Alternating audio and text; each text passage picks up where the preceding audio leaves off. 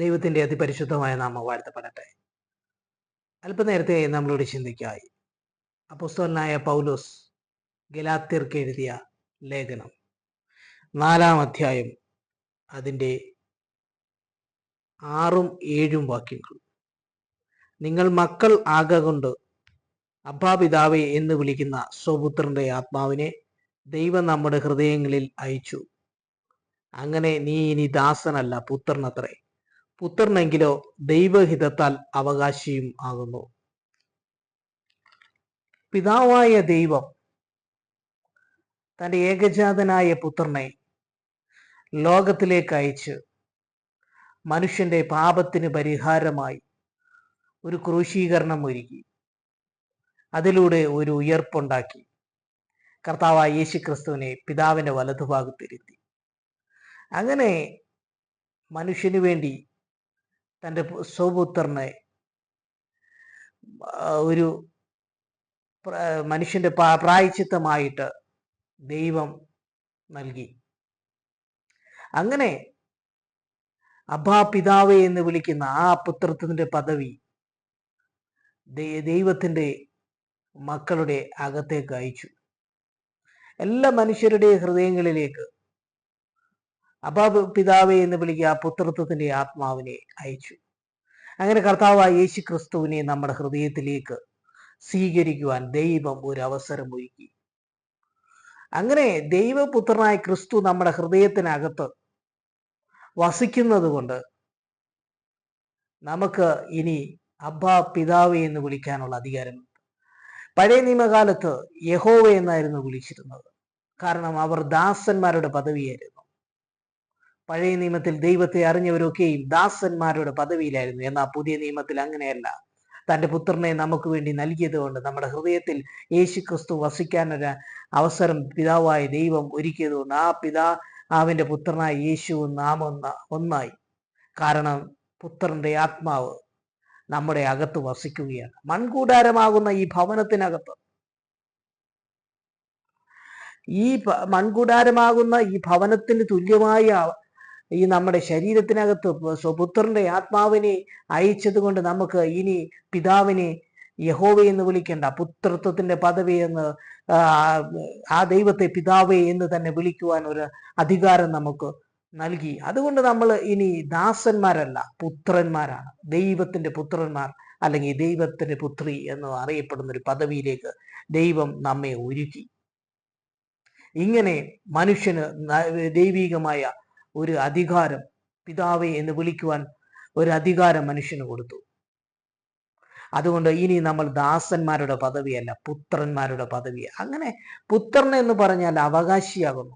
ഇവിടെ വചനത്തിൽ എഴുതിയിരിക്കുന്നത് പുത്രനെങ്കിൽ ദൈവഹിതത്താൽ വാഗ്ദത്ത പ്രകാരം അവകാശികൾ തന്നെയാണ്. അപ്പോൾ പുത്രൻ എന്ന് പറയുന്നത് നമ്മുടെ അകത്തുള്ളത് കൊണ്ട് സ്വർഗത്തിലെ സകല അനുഗ്രഹങ്ങൾക്ക് നമ്മൾ അവകാശികളാണ്. അതുകൊണ്ട് പുത്രത്വത്തിന്റെ പദവിയെ നമ്മളെ അവകാശികളാക്കി മാറ്റി. നമുക്കിവിടെ മനസ്സിലാക്കുവാൻ സാധിക്കുന്ന സ്വർഗം എന്ന് പറയുന്നത് ഒരു ഭവനത്തിന് തുല്യമാണ്. ഈ സ്വർഗഭവനത്തിനകത്ത് സ്നേഹവും സന്തോഷവും സമൃദ്ധിയും എല്ലാമുണ്ട്. സ്വർഗത്തെക്കുറിച്ച് നമ്മൾ വചനത്തിലൊക്കെ വായിക്കുമ്പോൾ നമുക്ക് മനസ്സിലാക്കുവാൻ സാധിക്കുന്ന അവിടെ വിശപ്പും ദാഹവും ഒന്നുമില്ല, അവിടെ ഇരുട്ടില്ല, അവിടെ വെളിച്ചമാണ്. കാരണം വചനം പറയുന്നു ദൈവം വെളിച്ചമാകുന്നു. യേശു പറയും ഞാൻ ലോകത്തിന്റെ വെളിച്ചമാകുന്നു. കുഞ്ഞാടതിന് വിളക്കാണ്, വിളക്കിൽ നിന്ന് വരുന്നത് വെളിച്ചമാണ്. അതുകൊണ്ട് കർത്താവായ യേശു ക്രിസ്തു എന്ന് പറയുന്നത് സ്വർഗത്തിലെ വെളിച്ചമാണ്. ദൈവം വെളിച്ചമാണ്. പിതാവ് പുത്ര പരിശുദ്ധാത്മാവാണ് ദൈവം. ആ ദൈവത്തെ വെളിച്ചത്തോടാണ് ഉപമിക്കുന്നത്. അപ്പോൾ സ്വർഗരാജ്യം എന്ന് പറയുന്നത് അവിടെ എല്ലാ സമൃദ്ധിയുമുണ്ട്. ആ സ്വർഗ വീട്ടിൽ ഇല്ലാത്തതൊന്നുമില്ല. ആ സ്വർഗ വീട്ടിലെ ദൈവം എന്ന് പറയുന്നത് വെളിച്ചമാണ്. അപ്പോൾ ഈ സ്വർഗത്തെ ഒരു വീടിനോട് തുല്യമായി എടുക്കുമ്പോൾ ആ വീട്ടിലെ ഉടയവൻ എന്ന് പറയുന്ന ഒരു പിതാവുണ്ട്. ആ പിതാവ് എന്ന് പറയുന്ന സർവത്തിലും അധികാരിയാണ്. അപ്പോൾ ആ പിതാവിന്റെ അനുഗ്രഹം അല്ലെങ്കിൽ പിതാവിന്റെ അവകാശം എന്ന് പറയുന്നത് പുത്രനാണ് കൊടുത്തിരിക്കുന്നത്. അപ്പോൾ നമുക്ക് മനസ്സിലാക്കുവാൻ സാധിക്കുന്ന ഒരു വീട്ടിലെ പിതാവിന്റെ സകല സ്വത്തിനും തൻ്റെ മക്കൾക്ക് അധികാരമുണ്ട്. ഇതുപോലെ സ്വർഗസ്ഥനായ നമ്മുടെ പിതാവിൻ്റെ സ്വർഗരാജ്യത്തിൽ ആ പിതാവിൻ്റെ അനുഗ്രഹങ്ങൾക്ക്, ആ പിതാവിൻ്റെ എല്ലാവിധ അവകാശങ്ങൾക്കും പുത്രനായ ക്രിസ്തുവിന് അവകാശമുണ്ട്. അതുകൊണ്ട് ആ പുത്രന്റെ ആത്മാവിനെ നമുക്ക് തന്നതുകൊണ്ട് നാമം പുത്രനും ഒന്നായി ദൈവത്തിന്റെ മക്കൾ എന്ന് പറയുന്ന പേരിലേക്ക് നമ്മൾ വന്നിരിക്കുകയാണ്.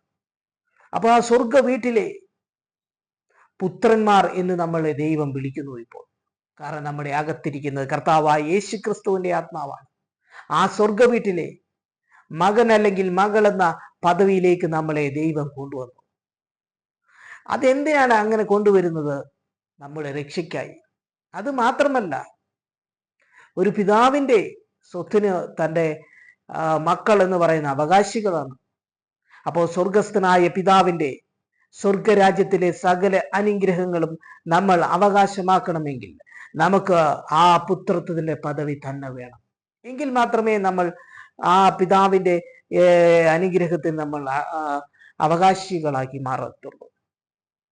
അതുകൊണ്ട് പിതാവിന്റെ സകല അനുഗ്രഹങ്ങൾക്ക് നമ്മൾ അവകാശികളാകുന്നു. സ്വർഗരാജ്യത്തിന്റെ സമൃദ്ധി, സമ്പത്ത്, സ്വർഗീയമായ പച്ചപ്പ്, സ്വർഗീയ അവസ്ഥയുടെ നല്ല ആഹാരം, നല്ല എല്ലാവിധവും നല്ലതായിട്ടിരിക്കുന്നതാണ് സ്വർഗം. ആ സ്വർഗത്തിലെ സകല അനുഗ്രഹങ്ങളാലും നമ്മൾ അനുഗ്രഹിക്കപ്പെടാൻ വേണ്ടിയാണ് ദൈവം ഇങ്ങനെ മക്കൾ എന്ന പദവിയിൽ നമ്മളെ എത്തിച്ചിരിക്കുന്നത്. അതുകൊണ്ട് പുതിയ നിയമത്തിൽ ഇനി നമ്മൾ ദാസന്മാരല്ല. വചനം പറയുന്നു, മക്കളെങ്കിൽ അവകാശികളാകുന്നു. ഇനി നിങ്ങൾ ദാസന്മാരല്ല. ഇനി ദാസൻ എന്ന് പറയുന്നത് വീട്ടിനകത്തെ പിതാവിന്റെ ഒന്നിനും അവകാശമാക്കുകയില്ല. ദാസന് പിതാവിന്റെ സ്വത്തിനകത്ത് അവകാശമില്ല. ദാസൻ അവിടെ എന്താ പറയുന്നത്, അവരുടെ കൂടെ ആ ജോലിയിൽ പ്രവർത്തിക്കുകയാണ് ഒരു ഭവനത്തിനകത്ത്. എന്നാൽ ദാസന് തൻ്റെ ആ വീട്ടിലെ പിതാവിന്റെ ഒരു സ്വത്തിനും അധികാരമില്ല. എന്നാൽ മകൻ അങ്ങനല്ല. മകന് ആ വീട്ടിലെ പിതാവിന്റെ സ്വത്തിന് അവകാശമുള്ളതുപോലെ ഇന്ന് നമ്മൾ പുതിയ നിയമത്തിൽ ദൈവത്തിന്റെ ദാസന്മാരല്ല. നമ്മൾ ദാസന്മാരായിരിക്കുന്നുവെങ്കിൽ ദൈവത്തിന്റെ ആ രാജ്യത്തിന്റെ അവകാശം നമുക്ക് വരികയില്ല. കാരണം നമുക്ക് ദാസന് ഒരിക്കലും ഒരു പിതാവിന്റെ സ്വത്തിനകത്ത് അവകാശമില്ല, ആ ഭവനത്തിനകത്ത്. എന്ന് പറയുന്നത് പോലെ സ്വർഗ വീട്ടിലെ അവസ്ഥയ്ക്ക് നമ്മൾ ദാസന്മാരായിരിക്കുന്നെങ്കിൽ അനുഗ്രഹത്തിന് നമുക്ക് പദവി വരികയില്ല. എന്നാൽ മക്കൾ എന്ന് പറയുന്നത് അവകാശിയായതുകൊണ്ട് നമ്മളെ ഈ പദവിയിൽ ക്രിസ്തുവിനോടുകൂടെ ചേർത്ത് നമ്മളെ സ്വർഗീയ പിതാവിന്റെ എല്ലാ അനുഗ്രഹത്തിനും അംശികളാക്കി മാറ്റി. ഇവിടെയെല്ലാം നമുക്ക് മനസ്സിലാക്കുന്നത് പിതാവായ ദൈവത്തിന്റെ സ്നേഹമാണ്. തൻ്റെ മക്കൾക്ക് രക്ഷ കൊടുത്ത്, പുത്രനോട് രക്ഷ കൊടുത്ത് എല്ലാം അവകാശമാക്കുവാൻ ദൈവം ആഗ്രഹിക്കുന്നു എന്നുള്ളത് തെളിവാണ് ഈ പുത്രത്തിന്റെ പദവി കൊടുത്തത്. അപ്പോൾ പുത്രത്തിന്റെ പദവി നമുക്ക് ലഭിക്കുമ്പോൾ എന്താണ് ഗുണമേന്മയുള്ളത്? നമുക്ക് സകല സ്വത്തിലും സ്വർഗത്തിലെ സകല ആത്മീക അനുഗ്രഹങ്ങൾക്കും നമുക്ക് അവകാശമാക്കുക. അതുപോലെ ഭൂമിയിലെ നമുക്ക് ഭൗതികമായ അനുഗ്രഹങ്ങൾക്കും സ്വർഗീയ ദൈവം നമുക്ക് അവകാശമാക്കി തരികയാണ്. ഈ വചനത്തിൽ നമുക്ക് മനസ്സിലാക്കുവാൻ സാധിക്കുന്ന കർത്താവായ യേശു ക്രിസ്തുവിന്റെ പ്രാർത്ഥന, സ്വർഗസ്ഥനായ പിതാവേ എന്ന് പറയുന്ന പ്രാർത്ഥനയെ നമുക്ക് കാണാം. ഇന്ന് ഞങ്ങൾക്ക് ആവശ്യമുള്ള ആഹാരം ഇന്ന് തരണമേ. ഇന്ന് നമുക്ക് വേണ്ടുന്നതായിട്ടുള്ള വസ്ത്രം, ആഹാരം, ഇന്ന് ഞാൻ ഭൂമിയിൽ ജീവിച്ചിരിക്കുമ്പോൾ എന്തെല്ലാം ആവശ്യമുണ്ട് അതെല്ലാം നമുക്ക് ദൈവത്തോട് ചോദിക്കാം. അപ്പോൾ മക്കൾ എന്ന പദവിയിലാക്കിയത് കൊണ്ട് ആ സ്വർഗസ്ഥനായ പിതാവിനോട് നമുക്ക് ഭൗതികമായ എല്ലാ അനുഗ്രഹങ്ങളും ചോദിക്കുവാൻ സാധിക്കും. ഭൗതികമായ അനുഗ്രഹങ്ങൾ, ആത്മീകമായ അനുഗ്രഹങ്ങൾ എല്ലാം കൊടുക്കുന്നതാണ് പിതാവായ ദൈവം. അതുകൊണ്ട് പുത്രത്വത്തിന്റെ പദവി തന്നതുകൊണ്ട് ഒന്നാമത് നമുക്ക് ഏറ്റവും വലിയ ഗുണം എന്ന് പറയുന്നത് സ്വർഗസ്ഥനായ പിതാവായ ദൈവത്തിന്റെ രാജ്യത്തിലുള്ള രക്ഷ തന്നു ക്രിസ്തുവിൽ കൂടെ. അവനെ കൈക്കൊണ്ട് അവന്റെ നാമത്തിൽ വിശ്വസിക്കുന്ന ഏവർക്കും ദൈവമക്കളാകുവാൻ അധികാരം കൊടുത്തു. അപ്പോൾ അവനെ കൈക്കൊണ്ട് എന്ന് പറഞ്ഞ കർത്താവായ യേശു ക്രിസ്തുവിൽ വിശ്വസിച്ച് ആ മാനസാന്തരത്തിന്റെ അനുഭവത്തിലേക്ക് വരുമ്പോൾ നമുക്ക് അവനെ കൈക്കൊള്ളുന്ന ഒരു അനുഭവമാണ്. അവനെ കൈക്കൊണ്ട് അവന്റെ നാമത്തിൽ വിശ്വസിക്കുമ്പോൾ ദൈവത്തിന്റെ മക്കൾ എന്ന് പറയുന്ന പദവിയിൽ നമുക്ക് എത്തിച്ചു ചേരുവാൻ സാധിക്കും. ഒന്നാമതായി ഈ പുത്രത്തിന് പദവി കൊടുത്തത് കൊണ്ട് ഗുണം എന്താണ് നമുക്ക് മനസ്സിലാക്കുവാൻ സാധിക്കുന്നത്? പുത്രൻ എന്ന പദവിയിൽ നമുക്ക് രക്ഷ നൽകിയിരിക്കുകയാണ്. ഒന്നാമത്തെ പുത്രത്വത്തിന്റെ ഗുണം കൊണ്ടുണ്ടാകുന്നത് രക്ഷ. മാനവജാതിയുടെ രക്ഷ എന്ന് പറയുന്ന അത്യന്താപേക്ഷികമായ ഘടകമാണ്. മനുഷ്യന്റെ മരണശേഷം അവൻ സ്വർഗസ്ഥനായ പിതാവിന്റെ രാജ്യത്തിൽ എത്തണം, അല്ലെങ്കിൽ അവന്റെ ആത്മാവ് എവിടെ പോകും എന്ന് പറയുന്ന ഒരു ചോദ്യം വേണം. അപ്പോൾ നമുക്ക് മനസ്സിലാക്കുവാൻ സാധിക്കുന്നത്, തന്റെ പുത്രനിൽ വിശ്വസിക്കുന്നത് കൂടെ നമ്മുടെ പാപങ്ങൾക്കൊരു പരിഹാരം വന്നു. മനുഷ്യൻ എന്ന് പറയുന്നത് പൂർണ്ണരല്ല. അവനിൽ വിശ്വസിക്കുന്നത് കൊണ്ട്, അവൻ നമുക്ക് വേണ്ടി മരിച്ച് ഉയർക്കപ്പെട്ടത് കൊണ്ട് നമ്മുടെ പാപത്തിനൊരു പരിഹാരം വന്ന് നമുക്ക് സൗജന്യമായ ഒരു രക്ഷ തന്നു. രക്ഷ എന്ന് പറയുന്നത് സൗജന്യമാണ്. കൃപയാലല്ലോ നിങ്ങൾ വിശ്വാസം മൂലം രക്ഷിക്കപ്പെട്ടിരിക്കുന്നത്, അതിന് നിങ്ങൾ കാരണമല്ല, ദൈവത്തിന്റെ ദാനമത്രേ.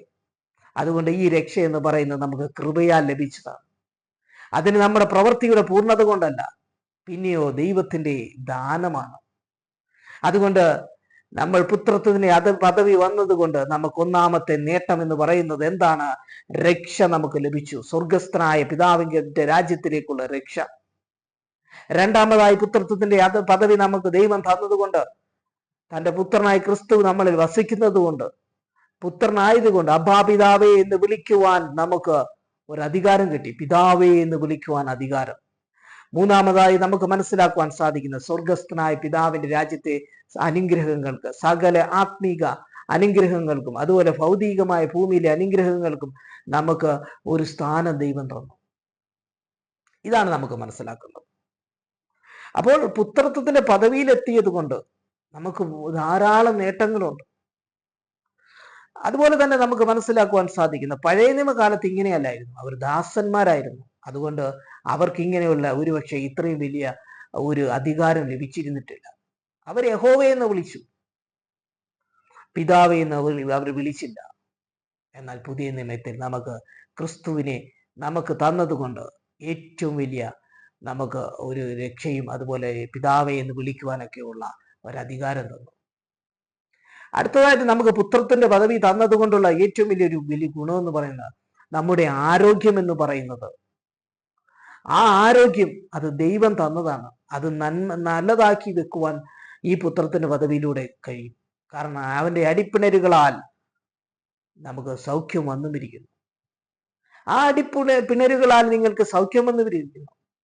യേശു ക്രിസ്തുവിന്റെ ക്രൂശീകരണത്തിലൂടെ നമ്മളുടെ രോഗങ്ങളെ സൗഖ്യമാക്കാൻ അധികാരം തന്നു.